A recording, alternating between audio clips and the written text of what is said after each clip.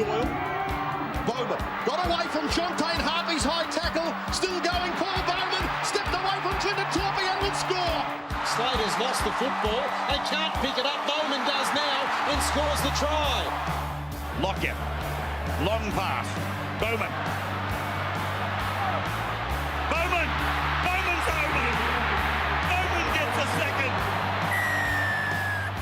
Well, on the fan right now, one of the great Cowboys. The Player of the Year each year receives the Paul Bowman medal. Paul Bowman on the show. Welcome to the fan. Thanks, mate. I'm going to take you way back because you're a foundation Cowboy. You didn't play in the first game, but you're on deck from 1995.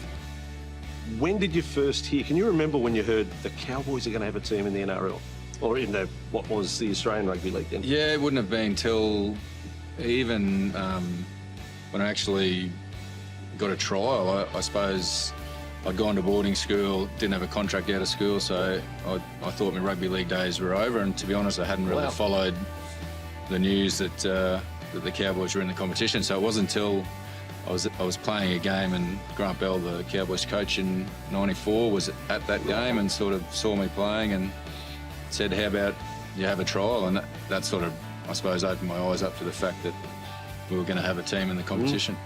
I'm not being a smart ass here, okay, but you're Proserpine. You know, he's from Proserpine. Paul Bowman, Cowboys legend from Proserpine. You've heard of the Dennis Carnahan song, you know, that's in Queensland. Yeah. Time to make the addition. Yeah. You weren't born in Proserpine, were you? No, I was born in Newcastle, so... That's in Queensland, you know, like, let's face it.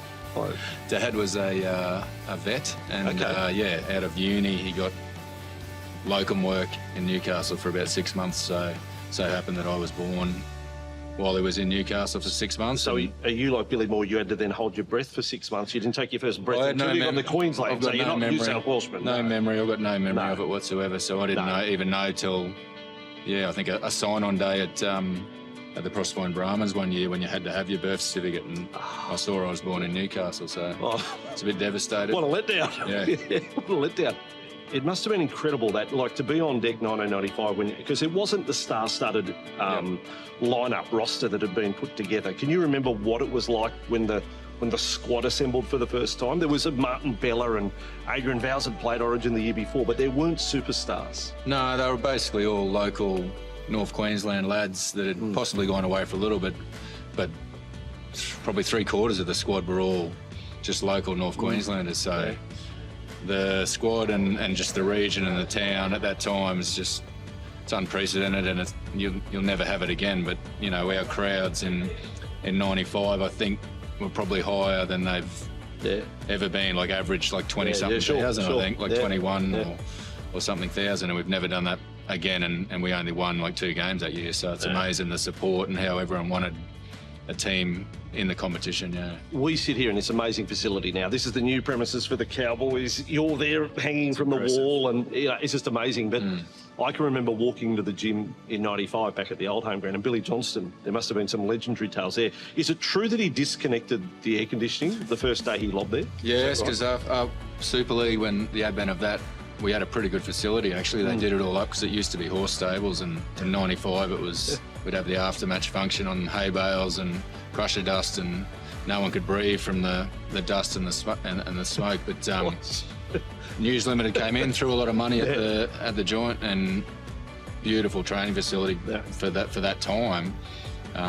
So we had that for a few years, not much success, and then Billy Johnson came, and the first thing he did was disconnect the air conditioning. $70,000 worth of air conditioning, severed by Billy. A sauna. So toughen you up. Oh, it was ridiculously hard training back in the day with Billy. He is legendary. What's the furthest you had to ride a bike? Yeah, we went 100k.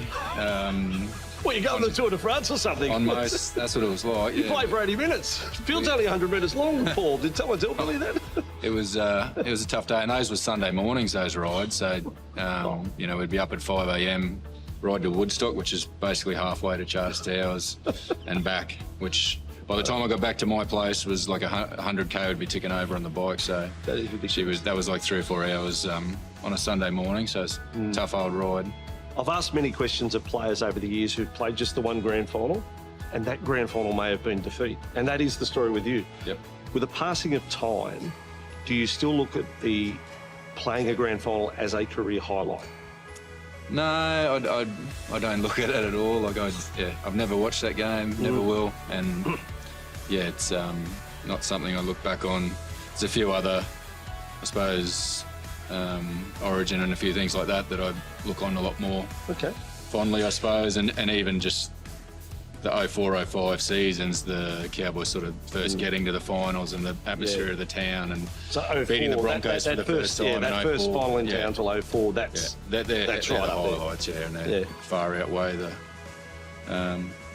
GF. Maybe passage of time, not sure, but we'll have to not yet. Okay, still all okay. We're 19 years on, but we'll give it another 20. I'll come back and ask you. Another 20. 2044. We'll come back and do this interview and see if you watched. Along the way, there were some Player of the Year seasons, but in 05, you were the players' player, and you asked the players, and that is, that's the ultimate recognition, isn't it? You must look back at that particular acknowledgement as a big moment. That acknowledgement and that award would probably be the pinnacle of my career to be recognised by, as much as Players of the Year there with the coaches. Handing you that honour to have your teammates vote you as their players' player was a real highlight. The journey ended in 2007. You were the last foundation player to retire, so the last one had been on deck from day one. Parents were there to see your last game. The emotion of that, did you know it was it then? I'd sort of middle of the year I'd announced I was going to retire. There was a prelim. We were obviously hoping that it might go one more week, but unfortunately Manly too good at the Sydney Football Stadium. But and it was until the last sort of 5 or 10 minutes that you start actually thinking, this is it. But I was, had a good career and quite lucky. So Origin is part of the life story when it comes to rugby league. And there is one particular game in your State of Origin career that will be remembered forever. The night Alfie came back. Yep. And you actually scored 2 tries that night. They're your 2 Origin tries. You score a double the night Alfie comes back to ANZ Stadium in Brisbane. What a magic night that was. Like fairy tale stuff. Yeah, and that would be right up there. We spoke about highlights before, but that night and that series would be right up there. As a kid growing up, I was watching Alfie play Origins. Obviously got to play against him for the Cowboys against the Broncos, but then he'd gone to England, so to actually think I'd ever be playing State of Origin with Alfie was like furthest thing from my mind, or thought that could ever happen. So for him to come back and then to play the way he did as well, just showed what a champion he was, and it was a highlight for me. He got a couple of meat pies, which wasn't known for my try scoring ability, so everyone thought I had a good game because I scored 2 tries, but probably played better in the other games when I didn't score, but that's just all anyone sees, I suppose. Rugby league is still very much part of your life. We're here at the Cowboys today, but our high performance manager, can you imagine what your life would be like without this great sport? No, well, it's, playing since I was 6, and I've been involved with the Cowboys since sort of like the end of '94, so it's more than half my adult life I've been involved with the Cowboys. So it is hard to imagine anything else because there hasn't been anything else. Ladies and gentlemen, Cowboys great. He was born in Newcastle. Paul Bowman. It's still play on. Thurston has it. It comes away to Paul Bowman. He tracks midfield, looking for the post, looking for the line, in fact. He'll get very close to scoring. He'll do better than that. He will score. What a last play.